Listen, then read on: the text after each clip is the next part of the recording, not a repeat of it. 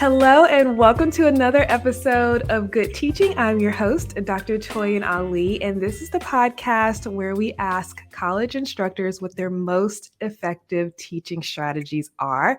And I'm very excited about this episode because we have a guest. So on the podcast today, we have Dr. Leah Carmichael. She is a senior lecturer in the Department of International Affairs within the School of Public and International Affairs and the Director of Active Learning at the University of Georgia. In her latter role, she oversees the shift in culture across campus to adopting active learning approaches in the classroom, to engaging students in their own learning processes, and in enhancing learning spaces on campus to better accommodate active learning courses. And so if you've ever wanted to implement more active learning in the classroom, this is the person you should talk to. So I'm so happy to have you on the podcast. Thank you so much for joining me, Leah. Oh, thank you so much, Toyin. I love you personally and think you're a fantastic instructor. So this will be really fun. Thank you so much. So as we're recording, we're almost like a month to the end of spring semester. So before we start talking about how the semester is going for you, will you share a little bit about your background? Can you share your journey to getting your PhD in international affairs and then becoming a senior lecturer? Yeah, I'd love to. So I'm kind of an interesting story with, I am at the University of Georgia. My family is actually from Georgia and goes generations back. And so when I was originally thinking about a career, I thought political science. But fortunately, I had had these great exposures. I had family friends that had been born abroad. One of my best friend, her family, her father worked for the CDC in Atlanta. And so he would come back from his travels and he would cook amazing meals and he would have visitors over when I was over. And it made me realize that whereas I love politics, the world is so big. And as a result, when I was able to go on my first study abroad trip in undergrad, I went to Mexico. I lived there for a semester and studied politics of Mexico at the time and fell in love with it.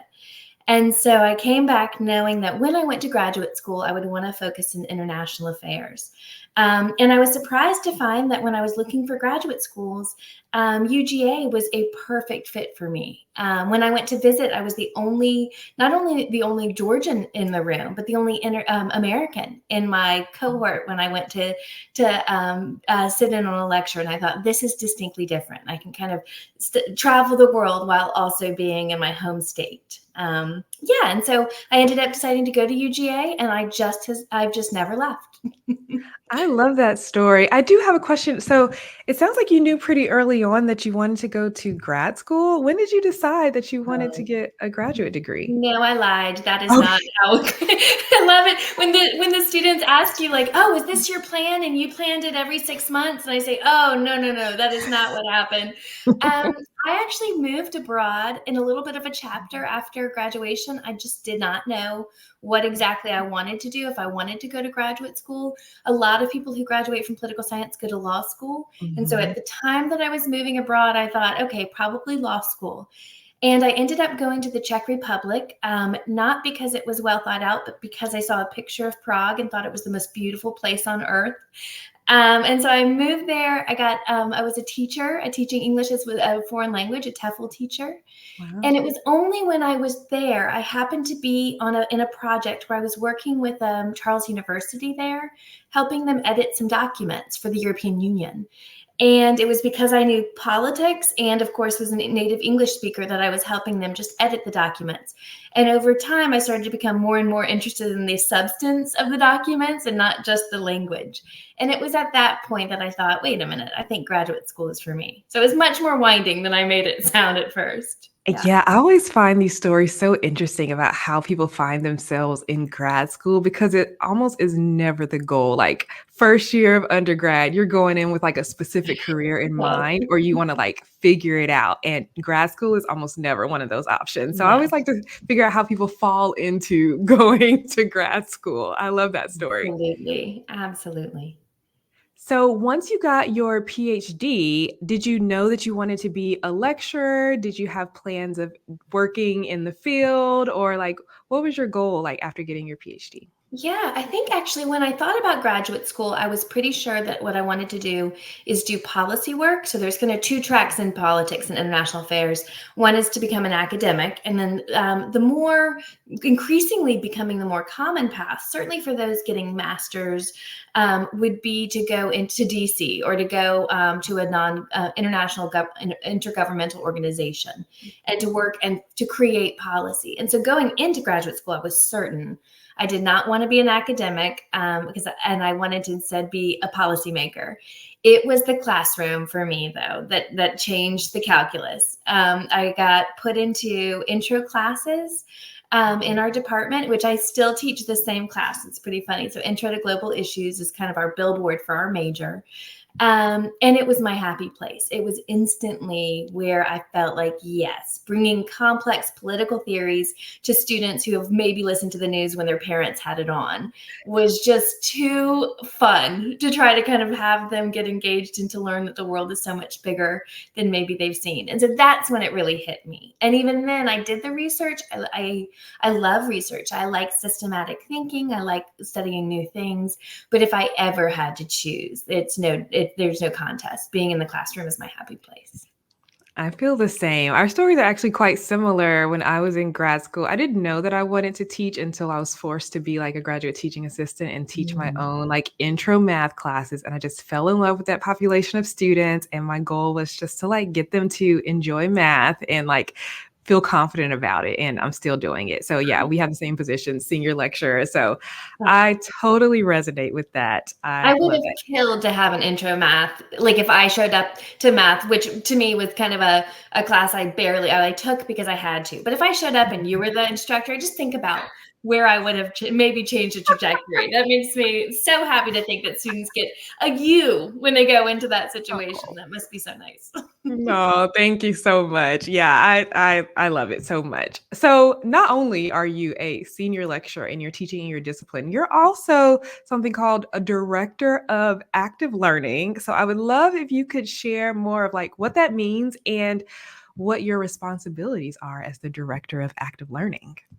Sure. So when I was looking at this position, so a friend of mine had said, that they were more closely related to the quality enhancement plan at UGA as the faculty was trying to determine, faculty and administration was trying to determine what would be a next big project with our reaffirmation process at UGA. They started kind of coming to active learning. And at that time, I mean, you and I went through the Active Learning Summer Institute, and that's really what I knew about active learning. So when I was thinking about this, a friend kind of who had been much more involved in the process of creating the quality enhancement plan, this person said, "Hey, this may be a role you're interested in." But when I Googled director of active learning, I didn't see any other one across the nation, much less the world.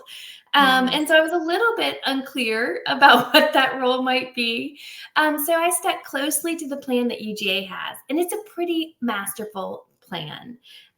Really, it says that we need to change a culture. And how do we change a culture in the classroom? How do we stop just having students walk into a class, sit down, maybe listen for 3 to 8 minutes until they get bored and think about something else, shop for shoes online or whatever they're doing.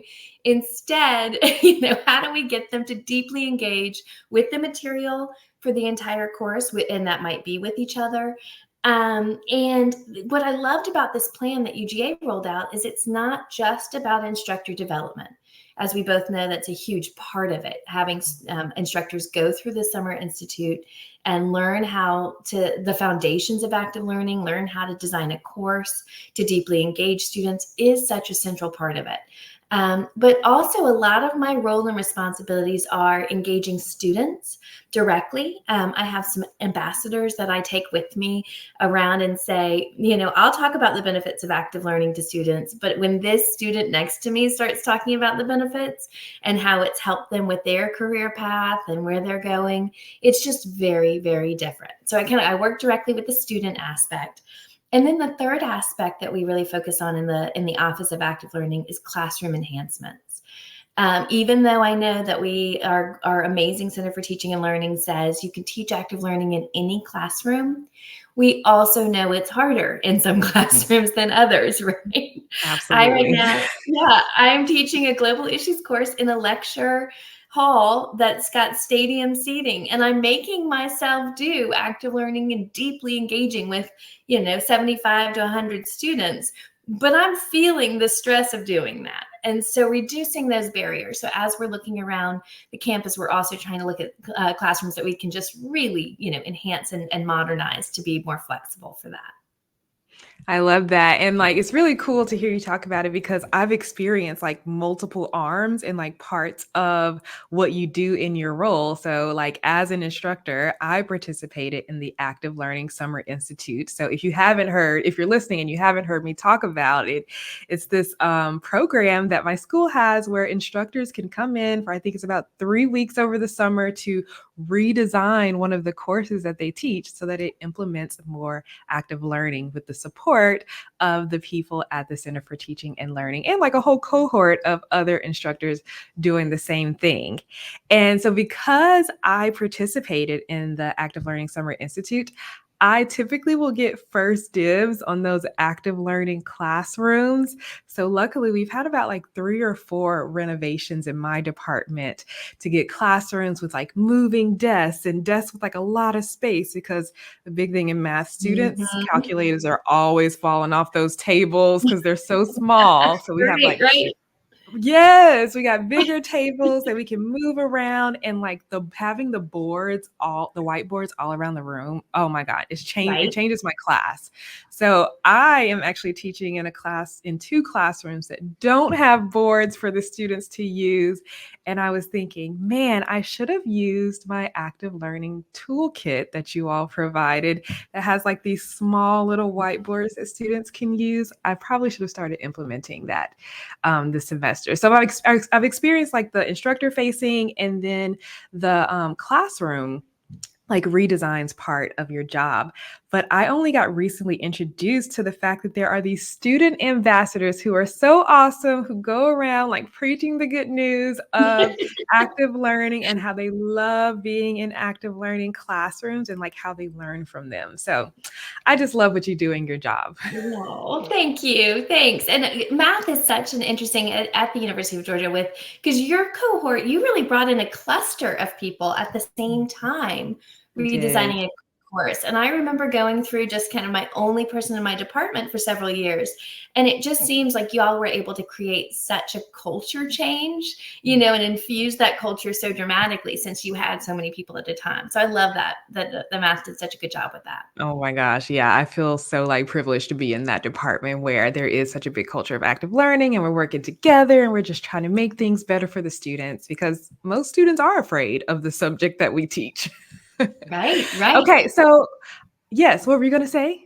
I was also going to say, and I don't know if you've put a plug on your own podcast about this, but you are showing up in 2 Chronicle articles about math changing in the last 2 weeks. So, Chronicle of Higher Education, Toyin was interviewed for one of the first articles generally about active learning at UGA, and then back-to-back articles. They then kind of tweeted that out, re-X'd that out, and had you again talking about your specific department. So you really are best practices, not at just UGA, but nationally. Oh, thank you so much. Yeah, so for anyone wondering, yes, some of what my department was like featured in that article. So I will, and I have a quote in there. So I'll put a link to both of those articles in the show notes and in the description of this video for anyone who wants to check it out. Now, Leah, I would love to know, like, how are you managing it all? Like, what do you do like week to week? So how's your semester going so far? And like, what do you do week to week? Like, what's the split of like your work as director of active learning versus like your teaching? Do you teach every Right. semester? Like, Oh, what's yes. the schedule like? Yeah, so originally when the job was created, there was no teaching aspect. They said this is too big of an admin job. You're going to be running across the university, and so there probably won't be time for teaching. And as I just mentioned, it's my happy place. So first of all, I was like, I don't want to let that go. And then second of all, I was also like, wait a minute, I'm going to really have to try to tell people to try something new. And you remember that first couple of weeks with Summer Institute, even if you knew it was a better thing to do and they were showing you the evidence and the data was obvious, it's still hard on the ego. And it's a little, you're a little afraid. You don't really want to do something. And I just really didn't want to be in a position where I said, I used to do this really hard thing that you're doing, and now I'm telling you to do it. And I'm not doing it anymore. I just didn't feel like that was going to be the right way to make a sales pitch. And so I originally asked for one course a year, and I've worked my way up a little bit past that even. I now do at least one a semester. And my department head's amazing. She puts them on Tuesday, Thursday, so I can, in the morning at the prime time, so I can get in, get it done, and then have the other 3 days of the week and the afternoons of Tuesday and Thursday to really devote towards the admin part. But it is a little tricky. International affairs changes all the time. So you cannot just set up your syllabus in August and say, Israel, Gaza situation. It'll just stay the same. I mean, things change so dramatically.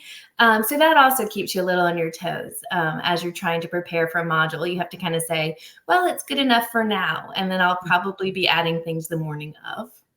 Yeah, I didn't think about that. So like with my classes, I'm mostly just rinsing and repeating every single semester. And like what I set up at the beginning is typically what happens. Sometimes I'll adjust as the students need. But yeah, that's very interesting. I'm wondering, so for the director of active learning position, is it a full like year-round position, or is it like 10 months like the lecturer role? No, it's a full, when that's become so nice, because when it is quieter, when I am not teaching, I originally used it to play catch up on all the admin things I hadn't quite gotten down. And now I'm to the point where I can use it proactively, starting to plan for the next year's projects and to roll them out. So that's been really lovely to have that. Oh, I love that. That's so good. So yeah, so let's talk about some effective teaching strategies. So one thing we always ask the people who come and interview on this podcast is like what their most effective teaching strategies, like what are they doing in their classrooms that the students are really resonating with? And so you share that you do these simulations or like role play activities or assignments. So can you share more about like what that is and how you use it, how the students react to it in your classrooms? Yeah, my whole department is really magical about trying simulations and role play. So we're always gathering things from each other. We also use, there's a whole kind of off the shelf, it's more for history, traditionally be called Reacting to the Past, which are simulations and games you can start to play where each person in the classroom is assigned a role and you walk in and you have this. The logic for that, if I'm going to back up, teaching politics as society is becoming more and more divided, was getting to a point where it was getting pretty sorrowful, when you would just kind of go in and start to, and I mean, it's always been that there's different issues and different sides to political issues when you're teaching them. But as those sides stopped really listening thoughtfully to each other, then having a lecture where you're just saying, well, here's one side. Okay, now here's a completely other side. One half of the class is tuning out to one of those, those descriptions. And so a way to get beyond that is by assigning roles throughout the class of a contentious issue. And so, for example, we had a case study this semester on Russia, Ukraine. And so, of course, you have those two actors, but we brought in so many other actors as well. We bring in the Red Cross that's trying to bring humanitarian aid. We bring in Poland, who's trying to absorb refugees from Ukraine. We bring in China and the complex role that China plays being as an ally of Russia. And so we have all of this classroom. I just mentioned that big lecture hall, even where you can't really move around as easily.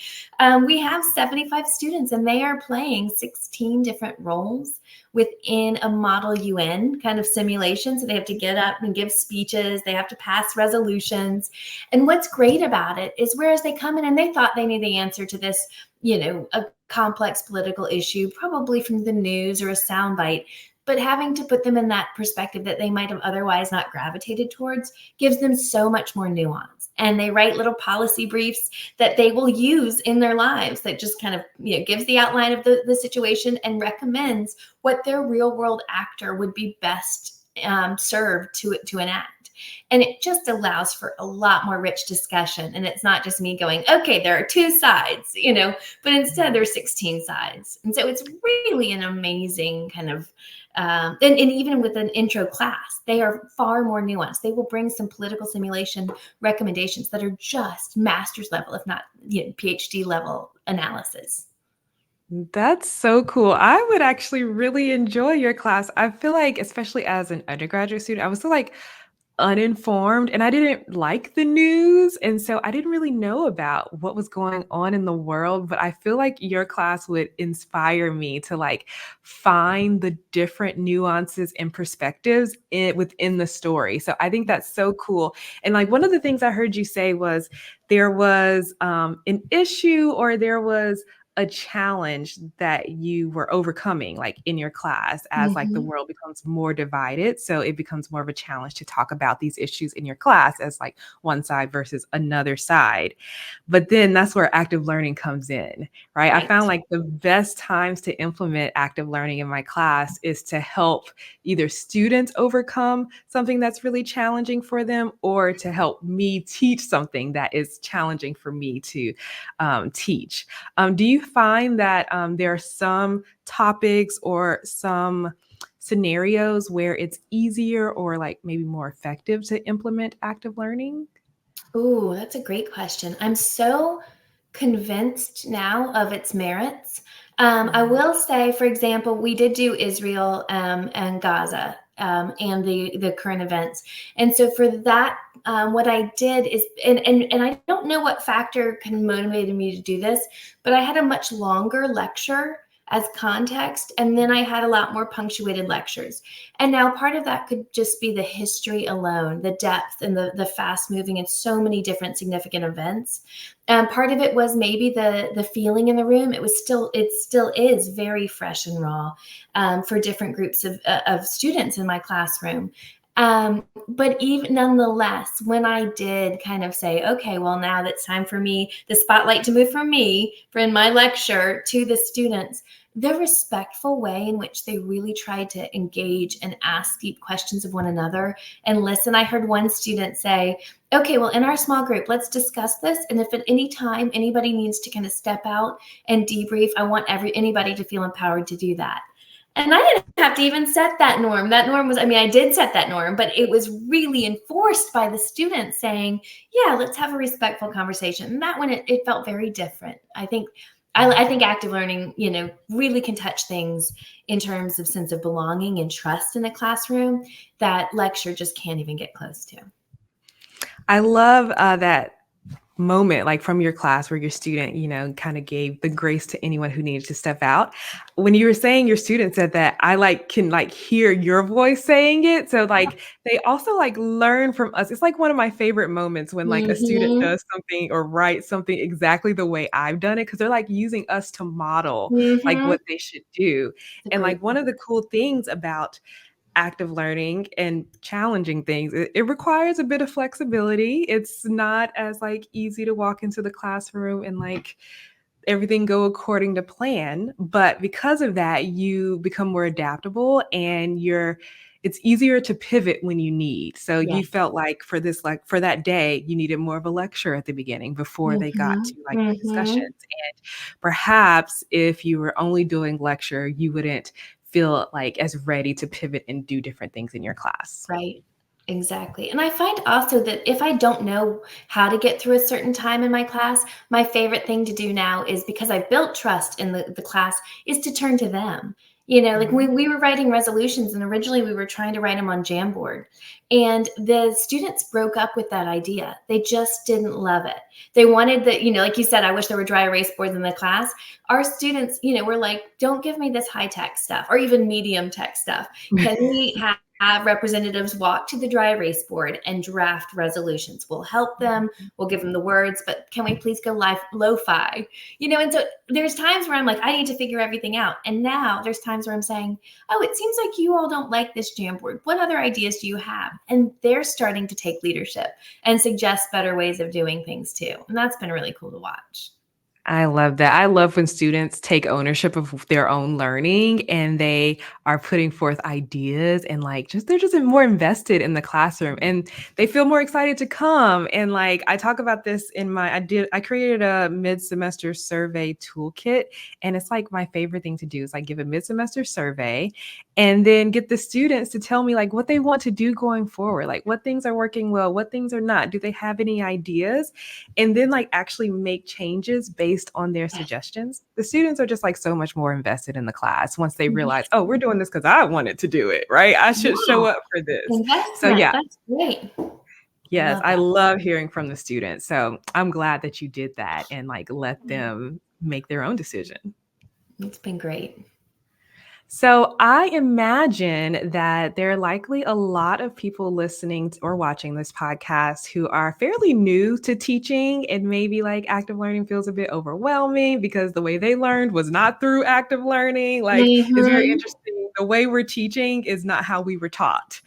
Yep. So just so I always like to ask, do you have any little bits of a teaching advice for new college instructors? Anything maybe you wish you had known or anything you know now that could have really helped you at the beginning? Yeah, I think it's kind of. I will say that having that community of people in the Active Learning Summer Institute helped to jumpstart a lot of things I had come to my, in my own head by myself. And Yeah. so it's hard to say, oh, I wish could just walk around with this community of amazing people doing this work, and learning from them. Sometimes people just do not have that kind of rich soil in which to plant themselves. But I do think what's great about the University of Georgia having this active learning initiative is we're putting out resources in the world and we're saying just use them. We're not trying to be proprietary about them.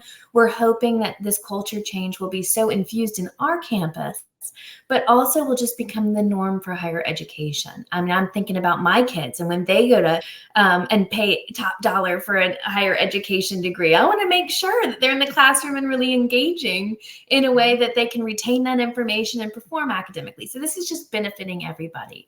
But we have a great website. Well, it's a fine website. We're growing our website to Yes. become great. But right now we have a lot of techniques on the website that somebody can try truly with like zero prep. Like you see your class falling asleep and you need something, you can Google active learning at UGA and see one of these techniques and just try it, see if it works. Some of them are 5 to 10 minutes. And eventually we're going to have actually a feedback form. So then people can say, that really did work for me. Here's where I tried it. Here's what I did. So we can really get that kind of communal feel to that techniques. But yeah, please have them consider those resources and reach out to UGA folks in general, because we have such a wealth of resources we're happy to share. You're so right. Like for years, we did the Active Learning Summer Institute in like 2018. So like every year since, new instructors have been going through that. So we have so many more instructors on campus who are using active learning, who just like a wealth of like information from different areas, like subject Yeah. areas. So yeah, I agree with that advice. It's like reach out and like take advantage of resources that are available and don't like try to do it all on your own. And if you have a good cohort in your department, I did my work to redesign one course and I shared it with every single graduate student, shared it with every single instructor that uses that same course. And so that really has helped to be, because then they bring cool ideas for me and then I'm tweaking it and we're just all presenting such a better product at the end of the day. Yes, I love that. I wish that was more normalized, that people shared what they prepare for their classes. People like when I talk to other people in different schools and departments, it feels like it's kind of secretive and like no one wants to Really? share like the work they've done. It's like I've done all of this work. I don't want someone else to benefit from it. I'm just like, please use this to help the students, Right. you know? Right. It helps the students so much. Think about them. Yeah. Yes, it's not about us, it's about the students Yes, learning. I totally agree. Well, thank you so much, Leah. This was awesome. So I was asked like where people can find you online. So you're on LinkedIn as Leah Carmichael. And so we also have the UGA Active Learning website. So activelearning.uga.edu. And I'll link it in the show notes. Can you tell us a little bit more about like what we can find on that website? Yeah, so most of the things that UGA is up to will be on the website. So it's organized by those three kind of nodes. We have that instructor development side, that student engagement side. I didn't even get time to talk about, there's a cohort called peer learning assistants on campus that actually help go into a classroom and help the instructor teach. It's a really cool program. I think there's several places around the country that are using PLAs. We're trying to scale it up so much at UGA. So that's a really cool resource. And then classroom enhancement, it has everything from what we even call an active learning classroom at UGA. You know, as we've agreed upon criteria that we would like to hold ourselves to and standards at UGA, we put it up on the website. It's just kind of a general guide, certainly for our community, but other people might find it useful as well.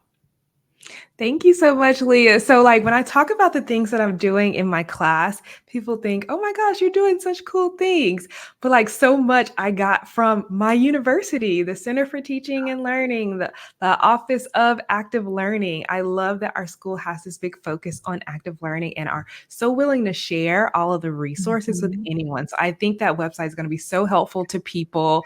So, yeah. Thank you so much for sharing, Leah. Thank you for coming and being interviewed on the podcast. It was My great. pleasure. And if you see anything that needs to be added to the website, this can be a conversation. So find me on LinkedIn or find my email address or write through the website feedback form and we'll add it as well. Okay, that's awesome. Thank you so much. And thank you everyone for listening. If you have questions, please like comment on the YouTube video or like wherever I share this on LinkedIn as well. And yeah, thank you so much for listening. I'll see you in the next one. Happy teaching.